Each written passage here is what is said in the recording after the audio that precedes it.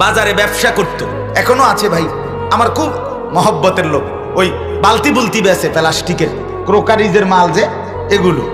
তো একদিন আমারই বলতেছে, হুজুর আমি এই ব্যবসাটা ছেড়ে দেব, আর ব্যবসা করতাম না। এটা কিসে কাছাকাছি আমার লগে ৬-৭টা দোকান দিছে আমারে ফাট্টাফাট্টি করে, এই দোকানে বালতির দোকান, মানে সবে মিললে বালতি বেছে। এখন আমি বুঝছি যে তারা সব এক লগে দোকান দিছে, আমার আগের মতো কাস্টমার নাই, বেচা কিনা নাই, কামাই নাই, আমি ব্যবসায়ীটা বন্ধ করে দেব।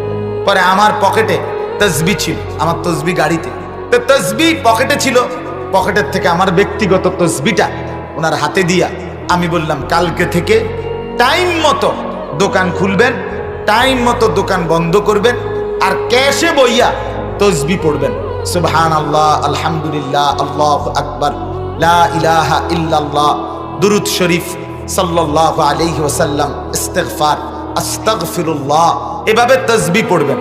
আর আমি বললাম, শুনেন আপনার কামাই দরকার তো, কহ, আমি বললাম তাহলে তসবি পড়বেন, কাস্টমার আইলে মাল বেচবেন, দুনিয়া কামাই, আর কাস্টমার না থাকলে তসবি পড়বেন, আখিরাত কামাই। খালাস, কামাই বন্ধ হবে না, হয় দুনিয়া কামাই নয় কি কামাই, আখিরাতের কামাই। আপনার অসুবিধা কি? তাইলে কামাই তো চলছে। বেচারা আমার এই বস 6-7 মাস পরে একদিন হাসি মুখে বলতেছে, হুজুর তসবিও চলছে, বেচা কি ধুমসে চলছে।